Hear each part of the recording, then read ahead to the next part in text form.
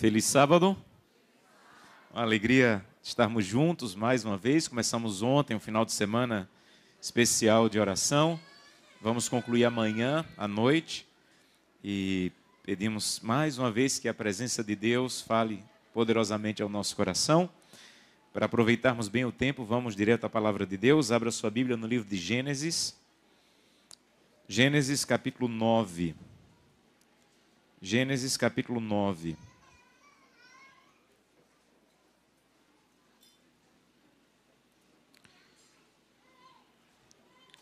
Nós vamos ler 2 versos desse texto, depois vamos ler alguns outros textos da Bíblia, mas vamos começar com Gênesis 9. Nós acabamos de orar, mas sempre que nós abrimos a Bíblia, obrigado, é importante mais uma vez pedir a bênção de Deus. Então, mais uma vez eu te convido a fechar os olhos para falarmos com Deus em oração.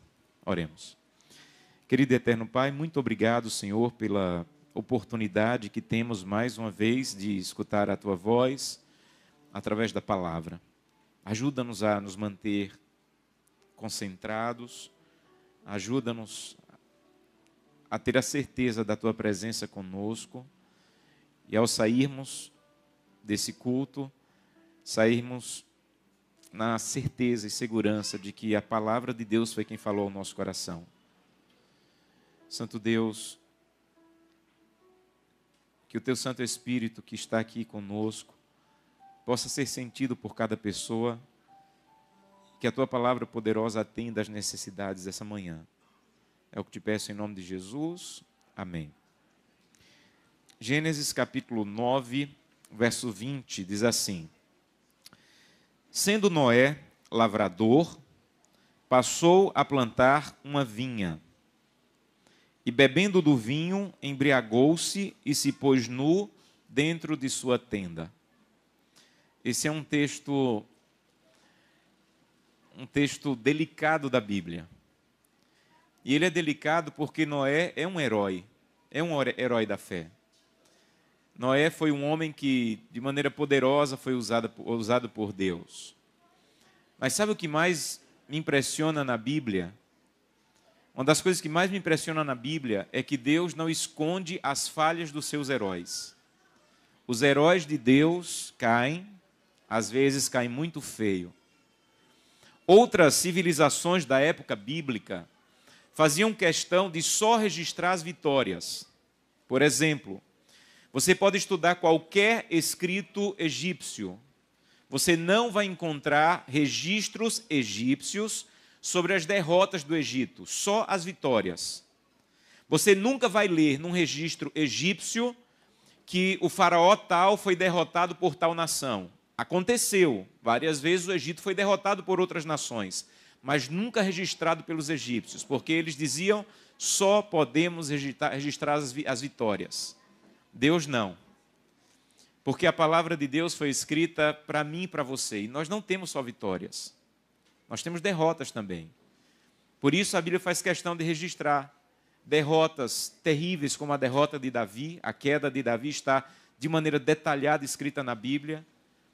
A derrota, a queda de Noé acabamos de ler. Um momento de fraqueza de um homem grandioso chamado Elias está registrado na Bíblia, para você saber que Deus é o Deus que cuida e levanta os fracos. Um dia eu estava dando uma palestra no encontro de casais. Quando eu terminei minha primeira palestra, um casal se levantou para dar um testemunho. E o homem começou a dar o testemunho, o esposo disse assim: estamos casados há 30 e tantos anos, nunca discutimos, nunca brigamos. Eu levantei e saí. Eu digo, não me representa. Um casal que diz que está casado há 30 anos e nunca discutiu, nunca brigou, não vai me ajudar em nada. Eu quero ouvir um casal que diz assim: estamos casados há 30 anos, já tivemos brigas, problemas difíceis, quase pensamos em separar, mas estamos aqui. Esse eu quero ouvir. Porque essa pessoa vai se parecer mais comigo. É por isso que a Bíblia registra quedas, para dizer Deus é o Deus, que foi Deus de homens e mulheres que caíram, mas que os levantou. Mas eu quero estudar essa manhã esse texto sobre uma outra perspectiva, não da queda de Noé. Uma coisa que está mais evidente no texto, que é uma coisa que geralmente nós não notamos na Bíblia, mas é muito recorrente na Bíblia, que é a relação entre a fé e o trabalho. Um dos temas talvez mais recorrentes da Bíblia é a relação entre fé e trabalho. Eu falei ontem que a Bíblia foi escrita em outra cultura, que não a nossa. E aqui está uma outra lição do que eu tentei falar ontem. Na nossa cultura, fé é uma coisa, trabalho é outra. Então a fé eu vivo aqui. Lá fora é um mundo terrível que eu tenho que agora batalhar e lutar sozinho. Isso não faz parte da mentalidade bíblica. Aqui é a igreja. E lá fora continua sendo a igreja, não importa em que eu me envolva. Então aqui nós estamos envolvidos por um templo. Mas quando sairmos por aquelas portas, vão sair cerca de 200 templos. Um para ser empresário, outro para ser templo como psicólogo, outro para ser templo em casa, outro para ser templo como professor, porque na Bíblia a relação entre fé e trabalho é a mesma coisa. Sabe o que o texto diz? O texto diz assim: Noé tinha um trabalho. Noé, ele era lavrador. Noé enfrentou o dilúvio, era um gigante de Deus, mas isso não o isentava de trabalhar. E se alguém já trabalhou na roça, eu cresci no interior, na roça, e eu sei o trabalho que dá. Então Noé trabalhava e trabalhava duro. Noé era lavrador. Primeira lição do texto: trabalhe. Mas a Bíblia não diz só que Noé tinha uma profissão. A Bíblia diz que Noé também trabalhava. Porque uma coisa é ter uma profissão, outra coisa é trabalhar. Então a Bíblia diz que Noé não apenas era lavrador, mas ele trabalhou e plantou uma vinha. No tempo de Paulo, na cidade de Tessalônica, que era uma cidade importante do Império Romano e que tinha uma igreja forte, apareceram alguns cristãos dizendo assim: Jesus está voltando em alguns dias. Eu tenho tanta certeza da volta de Jesus que não vou mais trabalhar. E essas pessoas que queriam só agora ver pregando e não trabalhando, começaram a dizer assim: olha, já que agora eu estou tão certo da volta de Jesus e não estou trabalhando, você tem que me manter e me dar comida enquanto Jesus não vem. Aí Paulo, que era muito direto, ele disse assim: quem não trabalha não come. Simples, resolveu a questão. Você não quer trabalhar não porque está esperando Jesus voltar? Não, não quero trabalhar porque Jesus vai voltar rápido. Ok, não tem problema. Mas quem não trabalha, não come. Então sabe o que a Bíblia está dizendo? Não tenha só um trabalho, mas trabalhe, se dedique. E pais, ensine isso para o seu filho desde pequeno. Isso é um princípio bíblico. Ensine o valor do trabalho desde pequeno. Não permita que seu filho ache que sua carteira é uma máquina de produzir dinheiro, que quando você abre o dinheiro brota. Faça que ele entenda o valor do trabalho, o custo do trabalho. Às vezes eu estou com meu filho Samuel e no final do sermão, às vezes um irmão diz assim: pastor, o senhor pode me dar esse seu sermão? Eu disse: claro, está aqui o sermão. Aí eu digo: Samuel, você sabe quantas horas eu gastei para produzir esse sermão? Ele diz: não, papai. Eu disse: esse sermão aí eu gastei 14 horas para produzir, para escrever, para estudar, para pesquisar. 14 horas. Aí ele diz assim: a pessoa pegou em 2 minutos, não foi, papai? Eu digo: foi. Samuel, trabalho tem um custo. Se você vê o papai pregando e você vê alguém dizendo assim: pastor, olha, eu gostei do seu sermão, saiba que aquele sermão não caiu do céu. Eu tive que passar horas estudando, pesquisando, lendo, escrevendo, corrigindo, porque o trabalho tem custo. Ensine isso para os seus filhos. Outro dia ele disse assim: pai, eu quero tal coisa. Eu disse assim: não tem para você, pode querer o que você quiser no mundo. É mesmo, pai? O que você quiser. O senhor vai me dar? Não. Aí é outra coisa, é outro departamento. Você vai fazer o seguinte: você vai fazer um cartaz e você vai escrever: lavo carros a R$15. E lá é eu moro num lugar que só tem casas de pessoas da igreja. Ele fez o cartaz e ele estava lá, 14 anos, lava o carro a R$15. E lá cobram 30, ele está vendendo pela metade do preço. Esses dias ele me disse assim: papai, eu acho que está barato. O pessoal está dizendo que eu estou lavando bem, eu vou aumentar para 25. Eu digo: aumento para 25. Porque eu quero que o meu filho entenda que aquilo que ele quer comprar tem um preço. e que ele pode fazer parte do preço. Então, o meu trato com ele é o seguinte: o que você conseguir, eu dobro, mas você tem que conseguir. Você quer? Quero. O que você conseguir, eu dobro. Porque eu não preciso que meu filho saiba apenas que existe trabalho. Eu preciso que ele entenda o custo do trabalho. Então, eu não sei o que meu filho vai fazer na vida, mas lavar carro ele já sabe. Ellen White diz assim: todo pai deveria ensinar para o seu filho, além de uma profissão, uma coisa útil e prática, de forma que, se a profissão der errada, ele possa ter outra coisa para fazer. Então, se você vê alguma possibilidade, ensine o seu filho a tocar um instrumento. Deu errado a profissão dele, ele pode dar aulas ali, a falar uma outra língua, porque a Bíblia diz: não apenas trabalhe, não apenas tenha um trabalho, mas trabalhe. Mas sabe o que a Bíblia diz também aqui? Noé era lavrador e Noé plantou. E a vinha de Noé produziu. Porque aqui diz que ele fez vinho. E só pode ter vinho se tiver o quê? Uva. E só pode ter uva se tiver plantado. E só pode plantar se trabalhar. Então sabe o que a Bíblia está dizendo? É o seguinte: tenha um trabalho, mas não só tenha um trabalho, trabalhe. E se você trabalhar, vai produzir. Deus vai te abençoar. Eu não sei em que momento você está no seu trabalho, talvez no momento difícil, talvez no momento de queda, talvez no momento de depressão, talvez no momento de dificuldade. Confie em Deus, continue dando o seu melhor. Seja conhecido como melhor naquela área, dedique-se de maneira profunda. O livro de Provérbios diz que quem faz bem o seu trabalho vai ser sempre colocado entre os reis. Isso é lindo, não é? Quem faz bem o seu trabalho sempre vai ser colocado entre os reis. Então, tenha um trabalho, trabalhe e faça o seu melhor.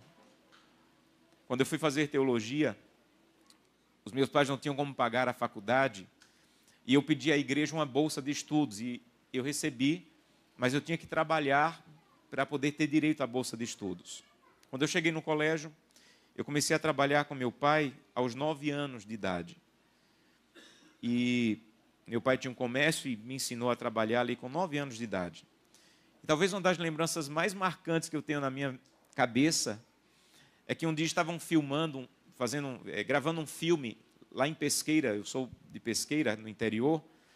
Estavam gravando um filme lá, e Dominguinhos estava gravando nesse filme. Lembram do Dominguinhos, que tocava sanfona? E meu pai tinha um comércio que era um posto telefônico. Os mais novos não sabem o que é isso. Os mais antigos vão lembrar que as pessoas iam num lugar para alguém fazer a ligação para você. E você entrava numa cabine telefônica para atender e falar com quem você queria. Eu trabalhava aí. Meu pai tinha um posto telefônico. E eu sentava num balcão, o balcão quase me cobria, e Dominguinho chegou lá. Aí ele disse assim: chame seu pai, eu quero fazer uma ligação. Eu disse assim: meu pai não está não, quem faz a ligação sou eu. Aí ele disse assim: você não sabe fazer ligação não, que você é um menino, você é uma criança. Eu digo: eu sei. Aí ele falou assim: se você fizer a ligação e acertar, eu lhe dou R$50. Além do preço da ligação, eu lhe dou R$50.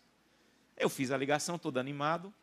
Ele atendeu, falou, quando saiu, me deu R$50. Pagou a ligação e me deu R$50. Aí ele me disse uma coisa que eu nunca vou esquecer na vida. Ele disse assim: eu queria deixar um recado para o seu pai. Diga a seu pai que ele está criando um homem. Diga a seu pai que ele está criando um homem. E saiu. Eu não lembro muita coisa da minha infância, mas isso eu lembro. Eu nem sabia quem ele era. Depois eu fiquei sabendo e disse: pai, aquele homem foi lá ligar. Ele disse assim: aquele ali é Dominguinhos e tal. Quando eu recebi a carta do colégio, o colégio dizia assim: você vai receber a bolsa de estudos para fazer teologia, mas tem que trabalhar.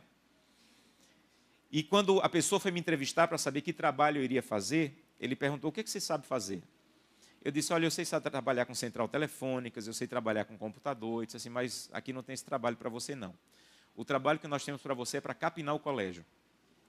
E me deram enxada e eu fui capinar o colégio. Estava fazendo teologia, mas trabalhava uma parte do dia capinando o colégio. Depois de uns 6 meses, o diretor me viu e disse assim: olha, você trabalha bem, vou transferir você. Você agora vai limpar os banheiros do colégio. E eu fui lá para lavar os banheiros do colégio. Depois de uns 4 meses, ele disse assim: olha, você está fazendo bem, vou transferir você. Você agora vai lavar as panelas da cozinha. E lá no colégio tinha uma panela para cozinhar feijão, uma panela industrial que fica no chão e cozinha meio saco de feijão por vez. O fogo vem assim por baixo E um dia eu estava quase dentro dessa panela lavando, todo sujo, todo molhado. Aí eu comecei a reclamar. Eu disse, Deus, eu não vim aqui lavar panela, eu não vim aqui lavar banheiro, eu não vim aqui capinar, eu vim ser pastor. O que eu estou fazendo dentro dessa panela? Sabe quando Deus fala? Deus me disse assim, lave bem essa panela. Porque o pastor que você vai ser depende de como você está lavando essa panela. Se você não fizer bem o pouco, você nunca vai ter o muito. Faça o seu melhor. Se você fizer o melhor na panela, talvez você faça o melhor como pastor. Mas se você tropeçar aqui, você vai tropeçar em tudo. Então, não apenas tenha um trabalho, trabalhe. Não apenas trabalhe, faça o seu melhor. E Deus vai abençoar você e creia nisso. Faça o seu melhor. As dificuldades vêm, os momentos de baixa vêm. Mas Deus vai te abençoar, creia nisso, fazendo o seu melhor. Não existe, biblicamente, nenhuma lógica, como algumas igrejas da prosperidade dizem, que diz assim, hoje é o dia de abençoar os negócios. Venha para a igreja tal dia, pague tanto para o pastor e pode ficar tranquilo que tua empresa vai prosperar. Isso não é bíblico. O bíblico é, trabalhe, faça o seu melhor e Deus vai te ajudar. Não é ir para a igreja, pagar para um pastor, porque o pastor determinou que naquele dia Deus vai abençoar as empresas. Isso não é bíblico. O bíblico é, Deus vai abençoar como fruto do teu trabalho. Isso aconteceu com Noé. Tinha um trabalho, trabalhava e produziu. Mas aí vem a tragédia. Sabe o que a Bíblia diz? Que Noé pegou o fruto do seu trabalho e se embriagou com ele. E se pôs nu dentro da sua tenda. Esse é o principal ponto que eu queria que você levasse para casa hoje. Nós vamos estudar alguns textos bíblicos sobre a relação entre fé e o trabalho. Mas sabe o que a Bíblia diz? A terra de Noé produziu. Era a bênção de Deus. E Noé pegou o fruto dessa bênção e fez vinho e se embriagou. E a grande tragédia é que essa é a história de muitos de nós. Nós estamos nos embriagando com o fruto do nosso trabalho. Existem muitas pessoas que, no lugar de usar o seu trabalho para ser uma bênção, para ser fiel a Deus, estão embriagadas com o carro que possui, com a conta do banco, e isso está fazendo com que ela se afaste e perca a fé, porque ela está se embriagando com o fruto do trabalho que deveria ser usado para glorificar e honrar a Deus. Quando uma família sai de casa sem fazer o culto familiar, porque tem que correr desesperado para o trabalho, ela está embriagada com o fruto do seu trabalho. Então, o que eu queria que você entendesse essa manhã é que o trabalho é uma bênção e Deus pode abençoar. Mas não permita que o fruto do seu trabalho embriague você. Não permita que o fruto do teu trabalho embriague você ao ponto de você deixar de ser fiel a Deus. Ao ponto de você deixar de ter o compromisso com Deus. Ao ponto de deixar que você não tenha mais tempo para a tua família. Então, quando o fruto do trabalho, no lugar de ser uma bênção, começa a embriagar você, o que deveria ser bênção se torna maldição. Outro dia eu conversei com uma senhora, que me disse, pastor, ora por mim. As pessoas da minha igreja, da minha família, estão me criticando muito do meu trabalho. Eu tenho um trabalho bom, que me mantém bem. E eu recebi uma promoção, iria ganhar quase o dobro. Mas o critério era, eu teria que trabalhar tantas horas a mais, às vezes nem ter limite nas horas que eu teria que trabalhar. E esse trabalhar a mais iria comprometer o meu horário de devoção pessoal, o meu tempo de dar estudos bíblicos e o meu tempo com a família. E eu não aceitei. E as pessoas da igreja, da família e do trabalho estão dizendo que eu estou louca. E eu disse a ela, você não está louca, você só não está permitindo que o trabalho embriague você. Que o fruto do trabalho embriague você, como aconteceu com Noé. Noé ter um trabalho e trabalhar e produzir é bênção de Deus. A bênção de Deus foi quebrada quando o fruto do trabalho começou a embriagar Noé. Então não permita que o fruto do teu trabalho embriague você. Quando chega o pôr do sol e a família no sábado deveria estar reunida para receber a Deus e dizer, santo Deus, o Senhor já me deu 6 dias de trabalho, o Senhor esteve comigo, agora eu quero parar no pôr do sol para receber o sábado e dizer, o importante da minha vida não é os 6 dias que passou, o importante da minha vida é o 7º dia que Deus está comigo. Mas quando uma família não tem tempo de se reunir para receber o sábado, porque o trabalho é tão grande que nas horas do sábado ainda está nas atividades, ela está embriagada com o fruto do trabalho. Não permita que isso aconteça com você. Quando no final do mês, Deus diz assim, olha, tudo que você recebeu é dádiva minha. E para você não esquecer que tudo é dádiva minha, eu quero que você devolva os dízimos e ofertas. E quando uma pessoa é infiel nos dízimos e ofertas, ela está embriagada com o fruto do trabalho. Ela está usando só para ela.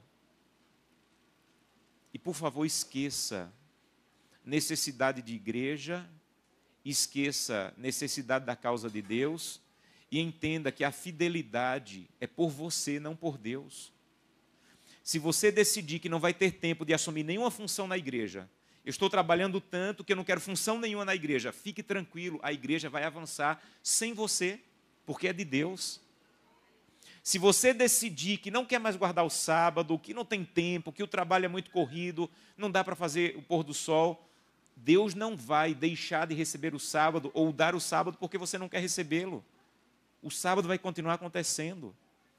Se você decidir que não tem como ser fiel, que não é possível, não vou ser fiel nos dízimos e ofertas, fique tranquilo, a igreja vai vencer com ou sem o seu recurso, porque é de Deus.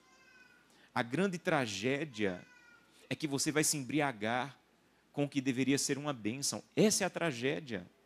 Então esqueça, a igreja precisa, a obra precisa, sou eu quem preciso. É a minha família que precisa. Cada semana, quando eu recebo o sábado com minha família, eu vejo o benefício que faz na vida dos meus filhos. Cada manhã e cada tarde, quando eu reúno minha família para fazer o culto, eu vejo o que está mudando no caráter dos meus filhos. Cada vez que eu sou fiel a Deus, eu vejo o quanto Deus está arrancando o egoísmo no meu coração. Então, não é uma questão de igreja, é uma questão de mudança de caráter. Deixa eu mostrar um texto bíblico para você, para tentar esclarecer. Abra sua Bíblia em Filipenses capítulo 4. Filipenses capítulo 4. Tem um texto lindo que Paulo fala para uma igreja muito fiel. A igreja que ficava na cidade de Filipos era uma igreja extremamente fiel, extremamente comprometida com as coisas de Deus. Aí olha o que Paulo diz para essa igreja. Filipenses capítulo 4, verso 17. Ele diz assim: não que eu procure o donativo. Então essa igreja, ela enviava as suas ofertas e dízimos por Paulo, para levar para Jerusalém. E Paulo está dizendo assim, olha, essa é a única igreja que Paulo recebeu. Ele tem um texto lá em Coríntios, as pessoas da igreja de Coríntios eram muito cheias de confusão, e Paulo ficou temendo que eles achassem que Paulo estava querendo o dinheiro para ele. Então Paulo disse assim, eu não vou receber o dinheiro de vocês, outra pessoa pode receber, eu não. Mas a igreja de Filipe, como era uma igreja fiel, Paulo disse assim, não, eu vou receber o dinheiro de vocês e vou levar para Jerusalém. Mas entenda, Paulo diz, não é que eu queira o dinheiro de vocês. Eu vou explicar para vocês por que eu estou recebendo. O que realmente me interessa é o fruto que aumente, o que é que diz na sua Bíblia? O vosso crédito. Sabe o que é que Paulo está dizendo? Veja, eu vou receber, não é por mim, não é pela igreja. Eu vou receber porque eu sei o que vai acontecer, os frutos que vai dar na sua vida se você for fiel. Às vezes as pessoas dizem assim, pastor, o senhor fala de dízimo e oferta, tem gente que não tem coragem de falar. Eu digo, vou te dizer por que eu falo, porque eu entendi o que significa na vida do fiel ser fiel. Eu não falo, e Deus conhece o meu coração, eu não falo pela necessidade da igreja. Eu falo porque eu sei que o nosso caráter precisa da fidelidade. Um dia Jesus encontrou com um jovem rico e Jesus falou assim, é o seguinte, você não precisa de uma dose pequena de fidelidade, você precisa de uma dose cavalar de fidelidade, então vai e vende tudo, porque você está muito embriagado com os seus bens. Jesus nunca pediu isso para ninguém, só para o jovem rico, porque naquele caso precisava de uma dose mais alta de fidelidade, de compromisso e de entrega. Talvez Deus esteja pedindo para você hoje, não se embriague com o fruto do seu trabalho. Isso vai ser destrutivo. Foi destrutivo para os filhos de Noé. E pode ser destrutivo para a tua família também. Outro dia eu estava em uma igreja. Eu estava fazendo uma uma caravana de pregações no estado do Brasil. Cada noite eu pregava em uma igreja diferente. E na primeira noite eu preguei no auditório, em uma igreja. Na saída foi me despedir dos irmãos. E uma jovem me encontrou, me buscou e disse assim: pastor, eu estou precisando de ajuda. Ela estava muito emocionada e disse: pastor, eu sou de uma família muito pobre. Eu estou fazendo faculdade de psicologia na Faculdade Adventista da Bahia e minha família não tem como me ajudar. Eu já estudei lá um período, mas eu estou com uma dívida na faculdade de R$6.000. E eu não tenho. Eu trabalhei, comportei, consegui uma parte do dinheiro, mas ainda preciso de R$2.000, pastor. E eu tenho que pagar esses R$2.000 em 3 dias para eu poder fazer a matrícula e voltar para estudar. E, pastor, eu preciso voltar. Eu não posso voltar para minha casa. Não tem mais nada aí para mim. Eu sou a primeira pessoa da família a conseguir fazer uma faculdade. Pastor, você não me conhece, mas, por favor, eu não sei mais a quem pedir. Me ajuda. E eu disse para ela: eu não tenho os R$2.000 agora, mas eu vou arrumar. Eu não sei de onde eu vou conseguir esse dinheiro para você. Anotei o número dela, orei com ela. E naquela noite eu disse: Senhor, eu não tenho esse dinheiro completo. Mas o Senhor tem. O Senhor sabe onde está o dinheiro. Me ajuda a encontrar. Eu vi muita sinceridade nela. No outro dia, eu fui pregar em outra igreja. E na saída, um irmão se aproximou de mim. E ele disse assim: pastor, ele estava com um envelope na mão. O envelope estava gordinho assim. Ele disse: pastor, Deus me mandou entregar esse envelope para o senhor. Eu disse: irmão, e o que é que tem nesse envelope? Ele disse: dinheiro. Eu disse: irmão, pastor adventista não pode receber dinheiro na porta da igreja? Ele disse: pastor, eu sei, mas Deus me mandou entregar esse envelope para o senhor. Eu disse: irmão, o que é que tem nesse envelope? Ele disse: dinheiro. Eu disse: quanto tem? Ele disse: R$2.000. Eu disse: irmão, deixa eu lhe contar o que aconteceu ontem. E eu contei a história para ele. Ele disse: pastor, agora eu entendi. Eu era para eu falar com o senhor, mas não, o dinheiro não era para o senhor. Eu liguei para ela, ela morava perto, veio se encontrar, imagine a emoção, recebeu o dinheiro, pagou sua faculdade. E aí eu conheci esse irmão. Nos tornamos muito, muito amigos. Um homem muito próspero, tem mais de 70 lojas de móveis, fazendas de gado, de ovelhas. Mas um homem que entendeu o trabalho e o fruto do trabalho não é para me embriagar. O trabalho e o fruto do trabalho é para honrar a Deus e ouvir o sussurro de Deus. Porque Deus vai sussurrar. Deus vai dizer assim: amigo, você já entregou o dízimo e a oferta? Então faz o seguinte, compra uma cesta básica, coloca na mala do carro, porque eu vou mandar alguém com fome para você entregar a cesta básica. Alguém que está disposto a não se embriagar com o fruto do trabalho sempre vai ouvir o sussurro de Deus, sempre. E aquele homem vivia ouvindo o sussurro de Deus para ajudar pessoas. E nós ficamos muito amigos. Ele sempre me ligava, eu orava com ele. Quando ia no estado que ele morava, no Maranhão, nos encontrávamos para almoçar, para conversar. Às vezes passávamos muitos minutos no telefone, conversando, orando sobre Deus, sobre a Bíblia. E um dia ele me ligou e disse: pastor, eu tenho uma notícia triste para lhe dar. Eu estou com uma enfermidade. O médico disse que eu tenho pouco tempo de vida. Ele já tinha mais de 75 anos e disse: pastor, eu sei que não tenho mais muito tempo de vida. E essa doença agora, o médico disse que é grave. A doença rapidamente tirou a força do meu amigo. E alguns sábados ele me ligava pela manhã, quando eu estava saindo para pregar em algum lugar, e dizia: pastor, hoje eu não tenho força para a igreja, estou muito fraquinho, mas já assisti um sermão seu aqui no YouTube, eu queria falar desse sermão. E a gente conversava, até chegar na igreja, a gente ia conversando e orava com ele, quase todo sábado. Entre 7 e 8 da manhã ele me ligava: pastor, olha, acabei de assistir o sermão, não tenho força para ir para a igreja hoje. E há uns 8 meses atrás, a esposa dele me ligou, sábado pela manhã, 9 horas da manhã. Eu pensava que era por um dos sermões que ele havia assistido, e ela disse: ô pastor, hoje não é por um sermão. O seu amigo está na UTI, e o médico disse que ele tem poucas horas de vida. Naquele mesmo sábado, umas 11h30 da manhã, meu amigo morreu. Eu senti muito, estava em outro lugar pregando, em outro país, não pude estar lá.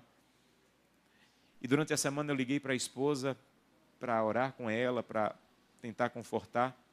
E ela me disse assim: pastor, você quer saber como foram os últimos dias do seu amigo? Eu disse: claro. Ela disse: pastor, ele estava em paz. Estava em paz com Deus, tinha certeza da salvação. E um dia, nós estávamos conversando e eu disse assim: querido, o que é que você quer que eu coloque na lápide ali no cemitério?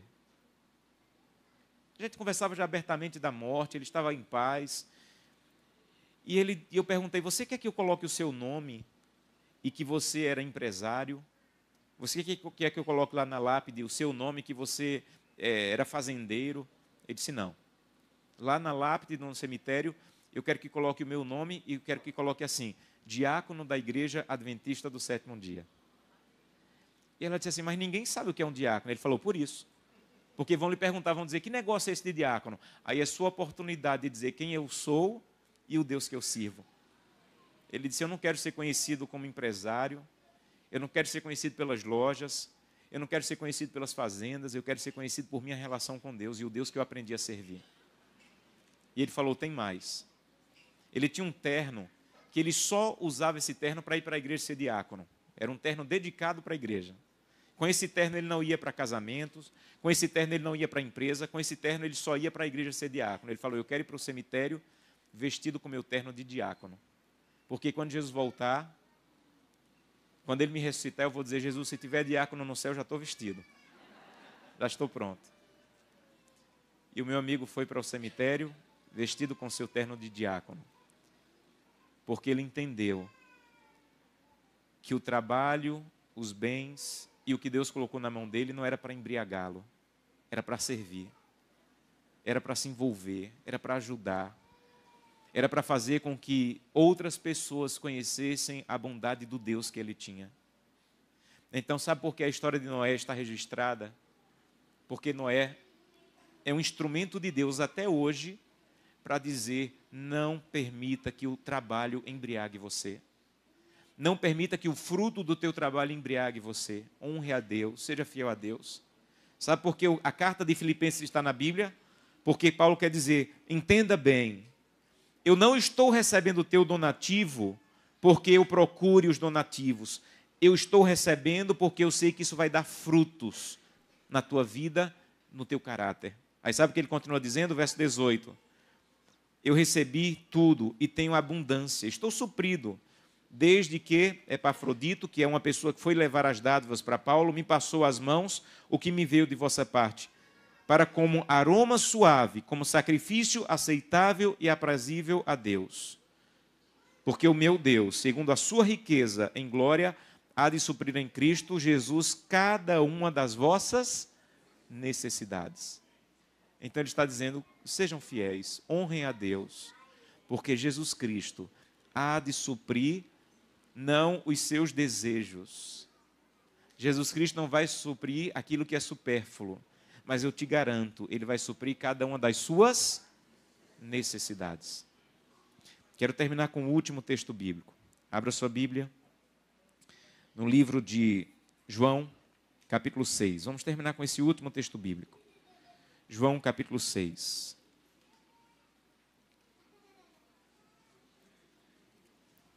Verso 5. João 6, 5. Então Jesus, erguendo os olhos e vendo uma grande multidão que vinha ter com ele, disse a Filipe, onde compraremos pães para dar a comer a essa multidão? Mas Jesus dizia isso para os experimentar, porque ele já sabia o que ia fazer. Então Jesus não perguntou porque queria a resposta. Jesus perguntou porque queria ensinar uma lição. Assim são as perguntas de Jesus na Bíblia. E aí, verso 7, Filipe respondeu, Senhor, não bastaria 200 denários de pão para receber cada um o seu pedaço. Então, Filipe tinha a cabeça o seguinte, trabalho é para comprar. E se eu tenho trabalho e dinheiro, eu tenho o poder de comprar. Porque é assim que a nossa mente funciona.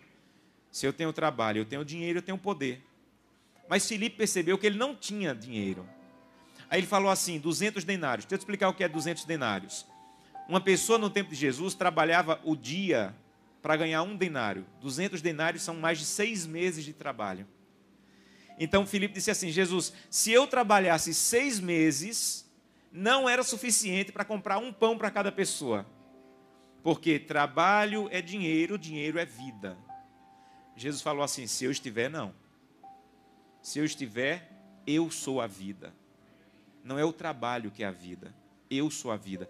Por isso que mais à frente ele disse assim, eu sou o pão da vida. Não tem esse pão que você achou que tinha que trabalhar 6 meses para comprar, sou eu. Eu posso cuidar de você. Me priorize, me honre, me coloque em primeiro lugar, porque eu vou quebrar o ciclo de trabalho é dinheiro e dinheiro é poder. Deve ter trabalho, mas o poder sou eu na tua vida. E eu posso pegar o pouco. Aí chegou André. Aí André disse assim, Jesus, olha, eu vou falar uma besteira aqui. Eu estou até com vergonha de falar isso, mas eu vou falar. Eu consegui alguns poucos pães de cevada e alguns poucos peixes. Mas isso não é nada diante da multidão. No tempo de Jesus, as pessoas comiam 2 tipos de pães, de trigo ou de cevada. Os ricos comiam de trigo, os pobres de cevada. Então, André e João faz questão de relatar que o pão não era de trigo, não era um pão de rico, era um pão de pobre, era pão de cevada. Aí Jesus diz assim, não é suficiente. Coloco nas minhas mãos que eu vou quebrar o ciclo de dinheiro é poder. Eu sou poder. E se você colocar nas minhas mãos, eu vou fazer coisas grandiosas com coisas pequenas. Se você me priorizar, eu posso fazer com que a tua vida dê frutos além do que ela poderia dar. Você vai terminar o mês e vai dizer, Senhor, eu não sei o que aconteceu, mas eu vi tanta bênção. E Deus vai dizer assim, é porque eu estou na tua vida. Sabe, quando uma família recebe o sábado, ela está quebrando o ciclo de ter dinheiro, quanto mais eu tenho, mais poder eu tenho. Ela está dizendo, Santo Deus, eu poderia agora estar trabalhando, mas quem manda na minha vida não é o trabalho. Por isso eu venho para a tua casa te adorar. Você está quebrando o ciclo ao estar na igreja adorando a Deus no sábado. Você está dizendo, Santo Deus, o que o mundo prega é, quanto mais eu tiver, mais poder eu tenho. Mas eu venho na igreja no sábado para dizer, quanto mais de Deus eu tiver, mais poder eu tenho. Mesmo que eu tenha que fechar, mesmo que eu não vá fazer a prova no sábado, mesmo que eu tenha que enfrentar desafios, mas eu quero ter Deus. E se eu tiver Deus e tiver só um pouquinho de pão de cevada, Deus vai fazer com que eu só ia produzir com 6 meses de trabalho, eu consiga produzir com alguns poucos pães de cevada nas mãos de Deus. Você entende? Só dá para alimentar a multidão com 6 meses de trabalho. Jesus falou assim, com vocês, na regra de vocês. Na minha regra é o seguinte, me entregue o que você tem. E com pouco que você tem nas minhas mãos, eu sou capaz de fazer em um momento o que você só conseguiria fazer em 6 meses. Eu sou capaz de fazer com que você chegue mais longe comigo do que você chegaria sozinho. Então, cada vez que você é fiel a Deus, fazendo o seu culto familiar, cada vez que você passa tempo na presença de Deus, você está dizendo, Deus, eu poderia ir para o trabalho agora, mas eu ia sozinho, eu não quero ir sozinho. Eu vou te buscar porque eu quero ir com o Senhor. Martinho Lutero dizia assim, geralmente eu oro 2 horas por dia, a não ser quando eu tenho muita coisa para fazer. Aí eu oro 4 horas. Nós fazemos o contrário, né?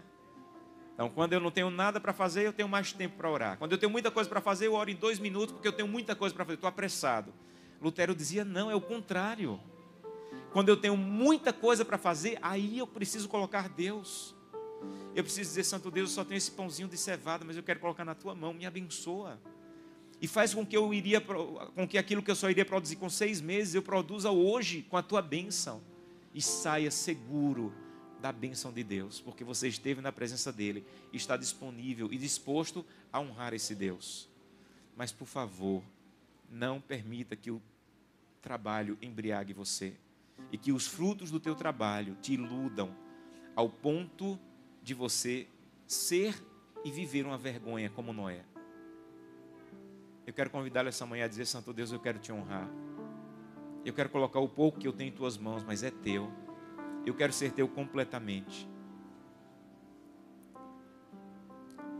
Você não precisa abrir a Bíblia, mas eu queria que você ouvisse esse texto. 2 Crônicas 16:9 diz assim, porque quanto ao Senhor, os seus olhos passam por toda a terra, para mostrar-se forte com aquele cujo coração é totalmente dele. Porque quanto ao Senhor, os seus olhos estão passando na igreja de Boa Viagem, para se mostrar forte com aqueles que são totalmente dele. Santo Deus, eu sou totalmente teu, completamente teu. E eu quero ser teu por toda a vida, em cada aspecto da vida. Eu não quero ser teu no sábado pela manhã. Amanhã, quando eu for para o meu trabalho, na segunda, eu quero continuar sendo teu, eu quero te honrar ali. Eu quero testemunhar do teu poder na minha vida. Eu quero chegar no meu trabalho com o rosto brilhando, porque eu saí da presença de Deus. E as pessoas vão perguntar: olha, teu rosto está brilhando. Aí você vai poder dizer: é porque eu passei muito tempo hoje na presença de Deus de madrugada. Não é o meu brilho, é o brilho de Deus em mim. Porque já não vivo eu, mas Cristo vive em mim. Se esse é o seu desejo, feche os seus olhos. E eu quero pedir a bênção de Deus sobre a sua vida. Querido e eterno Pai, muito obrigado por essa história que tem o seu desastre, mas também tem as suas lições. Um homem de Deus que caiu, para alertar homens e mulheres de Deus para que não caiam no mesmo lugar que ele caiu. Um homem que trabalhou, produziu e usou o fruto do seu trabalho para se embriagar. E às vezes, Santo Deus, é isso que está acontecendo conosco. Quando não fazemos o culto, quando não temos devoção pessoal, quando não temos tempo de nos envolver com a tua causa, quando não temos tempo de guardar o sábado como devemos guardar, quando não somos fiéis nos dízimos e ofertas, nós estamos embriagados com o fruto do trabalho. Nos perdoa, nos ajuda a repensar e a entender que os olhos do Senhor estão olhando aqueles que são totalmente dele, para fortalecê-los. Deus está procurando aqueles que só têm 2 pães de cevada, para dizer: Santo Deus, só tenho isso, mas eu quero colocar em tuas mãos. Outros só produzem em 6 meses, mas 2 pãezinhos de cevada nas mãos do Senhor podem produzir o que seria produzido em 6 meses, em um instante. Ajuda para que possamos desfrutar dessa tua bênção, da tua presença em nossa vida, e para que os nossos filhos entendam qual é a prioridade da nossa vida. Não é acumular, não é ter mais, é te honrar, te servir, estar disponível para ouvir o teu sussurro quando for necessário. Nos leve em paz para casa. Amanhã vamos mais uma vez ouvir a tua palavra, que à noite nos traz novamente para ouvir a tua palavra. É o que te peço em nome de Jesus. Amém. Que Deus te abençoe.